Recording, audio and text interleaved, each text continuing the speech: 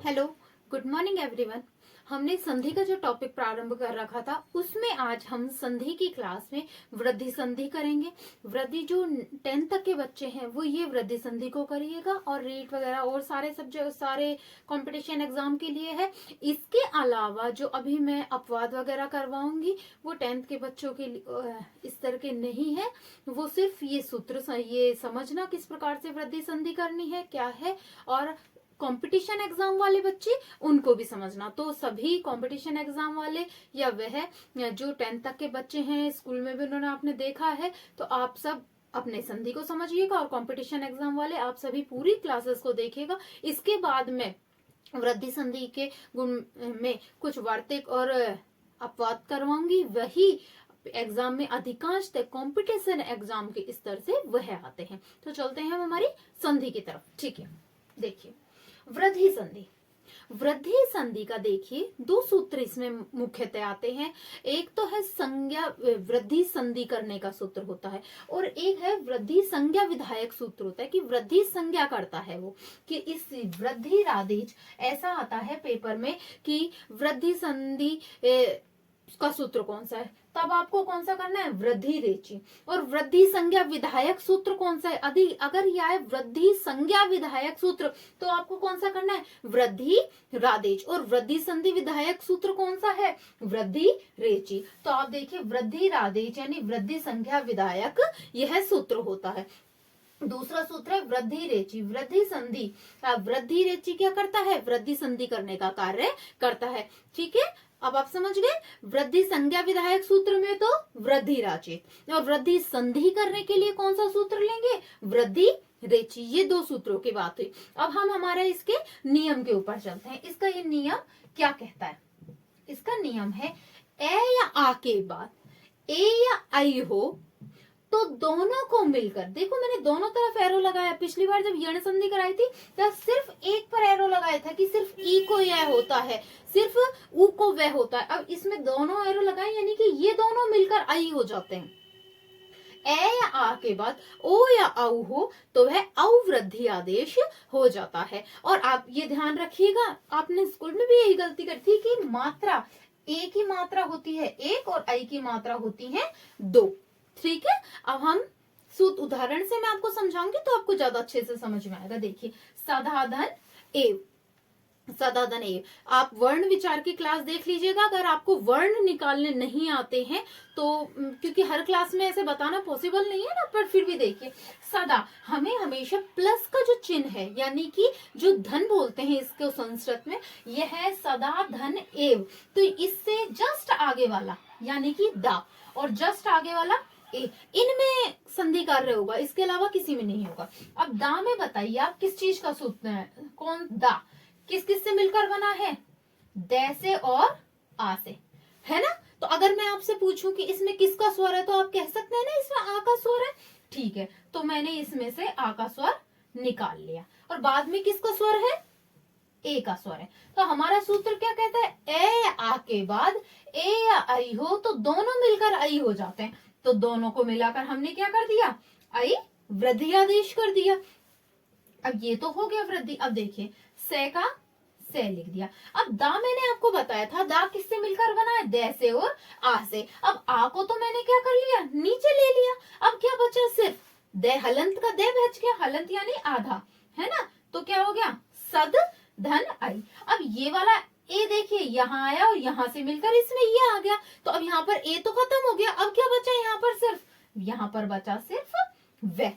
आया आपको समझ में। अब इनको हम सबको मिलाकर लिख देंगे। देखिए से का से, दे में अब देखिए मैंने अभी यहाँ आपको ये रहा, मैं आपको बताया था कि ए की मात्रा होती है एक और आई की होती है दो मात्रा। तो आई है तो दो मात्रा और वे का वे क्या बन गया, सदैव। आया समझ में।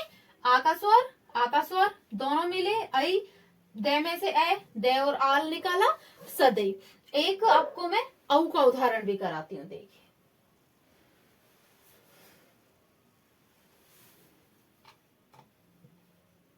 वन धन औषधि। चलो मैं यहां लिखती हूँ, आपको समझ में आएगा। ठीक है, यहाँ जगह कम रहेगी, यहाँ कराती हूँ। देखिए वन धन औषधि। देखिए वन के न में किसका, मैं आपसे ऐसे ही पूछूं न किससे मिलकर बना है, तो न मिलकर बना है न और ऐसे, है ना। तो मैंने आपको पहले भी बताया था कि सभी स्वरों की अपनी अपनी मात्राएं होती हैं और एक ए का स्वर ही ऐसा होता है जिसकी कोई मात्रा नहीं होती। यदि कोई व्यंजन वर्ण है और उसमें हलंत भी नहीं लग रहा है, यानी कि ये वाला हलंत भी नहीं लग रहा है और कोई मात्रा भी नहीं लग रही, तो डेफिनेटली उसमें ए का स्वर होता है। तो देखिए इसके नीचे ये वाला हलंत भी नहीं लग रहा है और ना कोई स्वर की मात्रा है, यानी कि कौन सा स्वर है पहले भी बता चुकी हूँ वर्ण विचार की क्लास में। इसमें है ए का स्वर, ए निकला, बाद में ओ। अब देखिए हमारा सूत्र क्या कहता है, ए या आ के बाद ओ या औ हो तो दोनों मिलकर क्या हो जाते हैं, औ एक आदेश हो जाते हैं। ठीक है भाई, इसका औ हो गया। अब वन के न में से यदि ए निकल गया तो न कैसा रह गया, हलंत रह गया, तो हमने इसको करा हलंत। ओ यहाँ आया, यहां से इसमें आ गया, अब यहाँ पर सिर्फ क्या बचा, शधि। अब इसको मिलाकर लिखेंगे तो क्या बन जाएगा, व न नौषधि, वनौषधि। आया समझ में, वनौषधि। और देखिए और आपको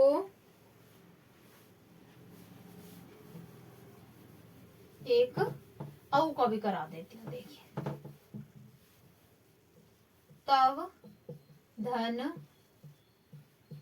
औदार्यम, औदार्यम। देखिए वन के तव के तव में कौन सा स्वर है, क्योंकि हलंत भी नहीं लग रहा है और कोई स्वर की मात्रा भी नहीं है, यानी कि इसमें कौन सा स्वर है, इसमें ए का स्वर है, तो हमने ए का स्वर निकाल लिया भाई। और बाद में किसका स्वर है, औ का, हमने निकाला औ का स्वर।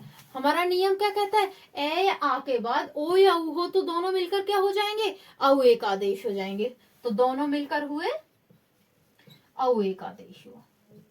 वे में से ए का स्वर निकल गया, तब किसी भी व्यंजन वर्ण में से यदि स्वर वर्ण निकल जाता है तो वह कैसा हो जाता है, हलंत। हलंत का चिन्ह जानते हैं ना आप, देखिए हलंत, तो मैंने इसको कर दिया हलंत का ये चिन्ह होता है, ये हलंत हो गया।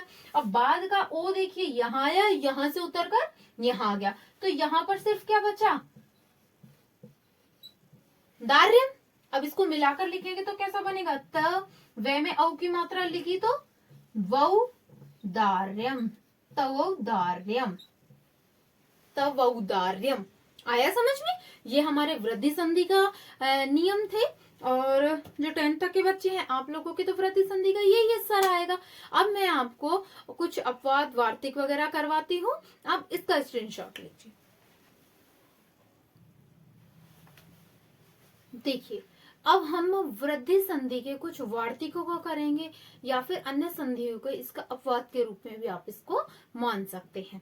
सबसे पहला सूत्र है, यह है कंपटीशन एग्जाम वाले बच्चे इसको ध्यान से पूर्वक देखिएगा, प्रश्न अधिकतर यहाँ से आने की संभावनाएं ज्यादा रहती हैं, जो मैं आज वार्तिक करवाऊंगी आपको। देखिए क्या सूत्र है, अक्षादुहीना उपसंख्यानम। क्या सूत्र कहता है, अक्ष से परे यानी अक्ष शब्द के बाद यदि उहिन शब्द हो, अक्ष दुहिन्य, देखिए अक्ष दुहिन्य यानी अक्ष शब्द के बाद दुहिन उहिन शब्द होने पर अक्षा दुहिन, यहीं से ही आप या तो सूत्र याद कर लो या फिर अर्थ याद कर लो, आपकी मर्जी है। यानी कि अक्ष से परे यदि उहिन शब्द हो तो उन्हें वृद्धि एक आदेश हो जाता है। आपको ये शब्द याद करना है या फिर सूत्र याद कर लीजिए। देखिए अक्ष के चैन में किसका स्वर है, ए का स्वर है, बाद में किसका स्वर है, ऊ का स्वर है। तो आप ये बताइए ए या आ के बाद छोटा ऊ या बड़ा ऊ हो तो कौन सी संधि होती है आपके अनुसार, गुण संधि होनी चाहिए थी ना, इसमें गुण संधि होनी चाहिए थी, इसमें होना चाहिए था ओ होना चाहिए था, परंतु यह है उसका अपवाद के रूप में यह वार्तिक को प्रयोग किया जाता है। यह शब्द आने पर इसको हम गुण संधि का ओ ना करके इसको हम क्या करेंगे, अवृद्धि एक आदेश होगा। इसको क्या आदेश होगा, इसको होगा अवृद्धि एक आदेश होगा। ठीक है, तो अब देखिए अक्ष में से यदि ए का स्वर निकल गया तो अक्ष कैसा रह गया, हलंत। बाद में ऊ यहाँ आया, यहाँ से इसमें मिल गया, तो यहाँ पर क्या बचा, सिर्फ है नहीं। अब इसको हम मिलाकर लिखेंगे तो क्या बनेगा हमारा, ए, शे में आ का स्वर मिला, शा, अक्षहु नी, अक्ष, औ का स्वर मिला, औ की मात्रा, हिनी, अक्षहुनी। ठीक है, अगला वार्तिक देखिए।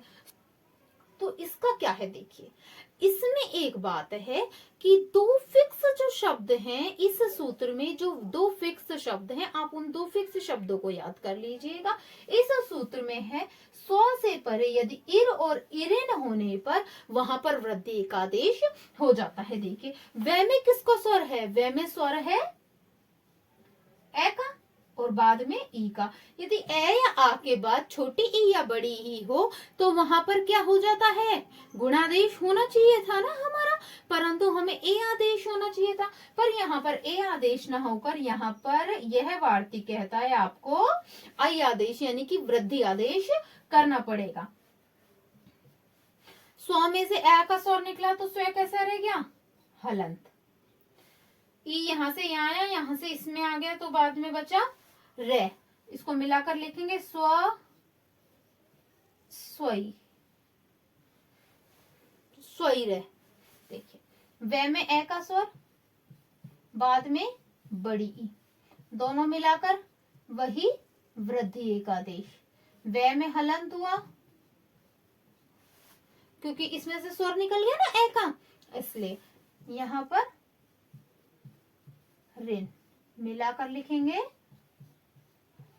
स्वैरिन। ये हमारे दो वार्तिक हैं, अन्य और वार्तिक भी है, मैं करवाती हूँ, आप इसका स्क्रीनशॉट लीजिए।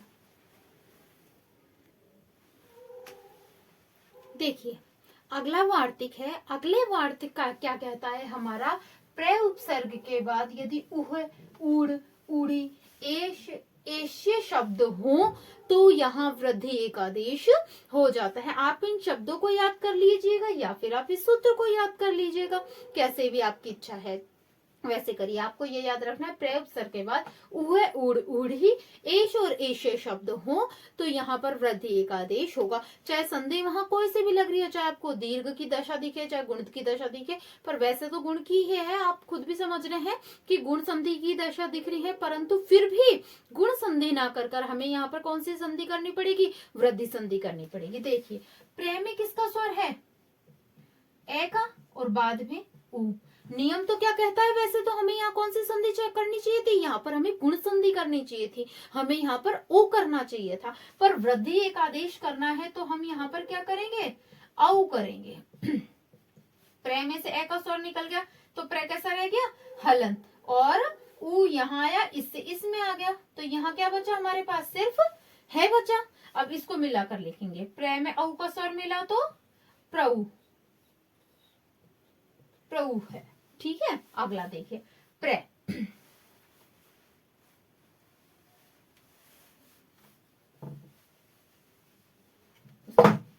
देखिए प्र में किसका स्वर है, ए का, बाद में ए का।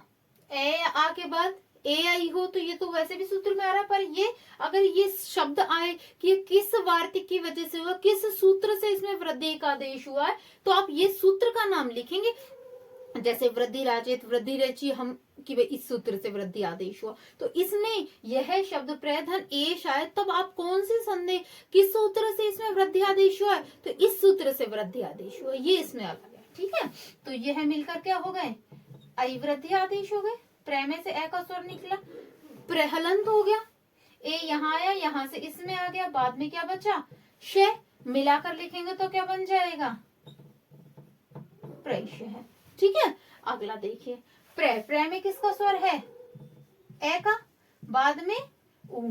नियम क्या कहता है कि यहाँ पर कौन सी संधि होनी चाहिए थी, यहाँ गुण संधि होनी चाहिए थी, परंतु वह उसका अपवाद करते हुए यहाँ पर कौन सी संधि करेंगे हम, यहाँ हम करेंगे वृद्धि संधि। देखिए दोनों मिलकर हुए अवृद्धि आदेश, प्र हलन, बाद में उ इसमें आया, इससे इसमें आया, बाद में ढ, मिलाकर लिखेंगे तो क्या बन जाएगा, प्रौढ़ है। यह एक वार्तिक था, एक दो वार्तिक और रहे हैं, फिर हमारे आज वृद्धि संधि कंप्लीट हो जाएगी। आप इसका स्क्रीनशॉट लीजिए। देखिए अगला वार्तिक हमारा प्र वत्सर कम्बल वसन ऋण दशान ऋण में ऋणे, यानी कि यह सूत्र क्या कहता है, प्र वत्सर कम्बल वसन ऋण और दश शब्द के बाद यदि ऋण शब्द ही आता है तो वहां पर वृद्धि आदेश करेंगे। देखिए आप, मैं आपको समझाती हूँ फिर आपको समझ। प्र में किसका स्वर है, ए का, बाद में री का। अब आप बताइए यहाँ पर ए आ के बाद छोटी री या बड़ी री हो तो कौन सी संधि होनी चाहिए थी, यहाँ पर गुण संधि होनी चाहिए थी। अगर आपने गुण संधि नहीं पढ़ी है तो आप पहले की क्लास में देख लीजिएगा। यहाँ पर क्या आदेश होना चाहिए था, यहाँ पर दोनों को मिलकर होना चाहिए था, अर आदेश होना चाहिए था, गुण आदेश, गुण अगर करते तो। पर ये संधि क्या, ये शब्द यदि मिल जाए और उसके बाद ऋणी शब्द मिल जाए तो आपको वहां पर गुण ना कर कर कौन सी करनी है, वृद्धि संधि करनी है। तो अगर ऐसा शब्द आ जाए तो आप वहां पर बताएं, आपसे पूछा जा सकता है कौन से सूत्र से, तो आपको ये सूत्र याद रखना है। देखिए तो यहाँ पर वृद्धि, गुण ना कर कर वृद्धि करेंगे, यानी अर ना कर कर हमने वृद्धि कर दी, आर कर दी। प्र में से का स्वर निकला प्रहलन, और म, क्योंकि री इसमें आया और इससे इसमें आ गया। अब इसमें मिलाकर लिखेंगे, पै में आ का स्वर मिला तो क्या बन गया, प्र, और रे ऊपर चल गया, रे आधा रे ऊपर प्र। ठीक है, अगला शब्द देखिए,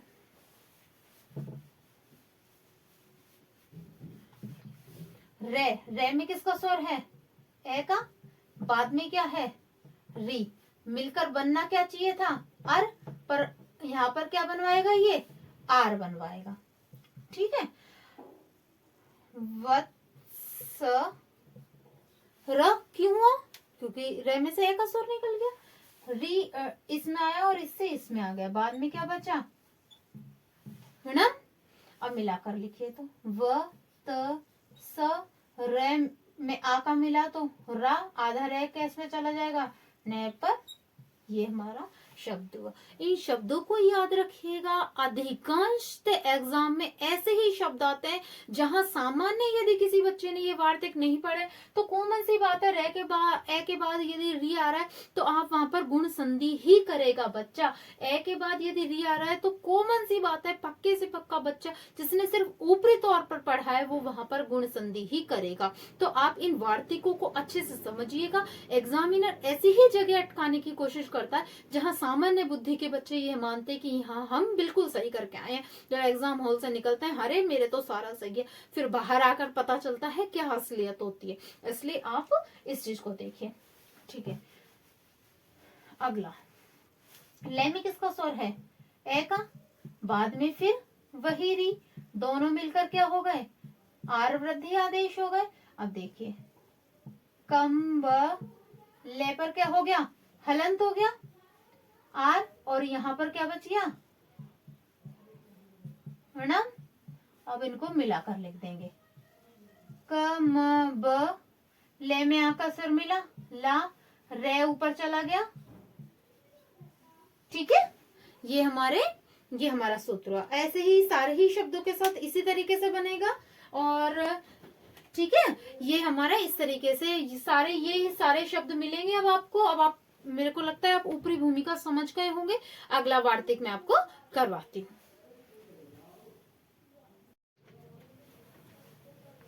देखिए अगला वार्तिक क्या कहता है, उपसर्गा धृति धातु हो, यानी कि ए वर्ण वर्णांत उपसर्ग के बाद यदि ऋकार आदि धातु रहने के पर वृद्धि एकादेश हो जाता है।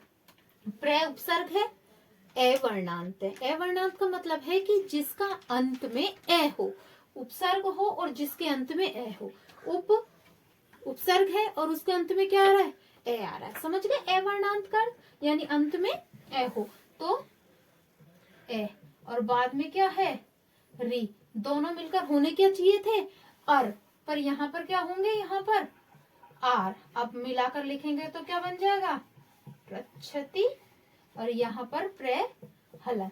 ठीक है, अब मैं अलग पेन से लिख देती हूँ ताकि आपको पता चल जाए। अब इनको मिलाकर लिखेंगे तो क्या बन जाएगा, प्र में आ का स्वर मिला, प्रा, रे आधा रे, च आधा खुद ही है तो किसके ऊपर लग जाएगा, छ ऊपर, प्रच्छति। ठीक है, अब देखिए उप, पे में किसका स्वर है, ए का, बाद में री का, दोनों मिलकर के अर की जगह क्या हो जाएंगे, आर हो जाएंगे।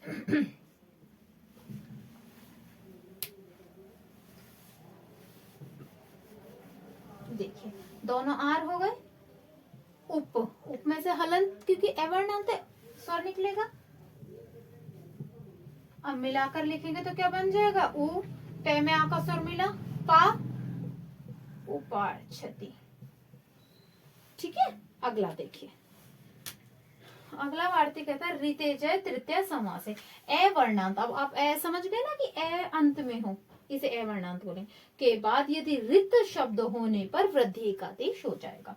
वही सुख, सुख में किसका स्वर है, ए का, बाद में किसका स्वर है, री का, होना क्या चाहिए था, अर, पर होगा क्या यहाँ पर, आर। ठीक है, अब मिलाकर लिखेंगे तो क्या बन जाएगा, सु खार्थ। में ए का स्वर, बाद में री का स्वर, दोनों क्या हो जाएंगे, आर। अब मिलाकर लिखेंगे तो क्या हो जाएगा, परमार्थ। ठीक है, ये आज हमारी वृद्धि संधि और वृद्धि संधि के वार्तिक कंप्लीट होते हैं। Thank you.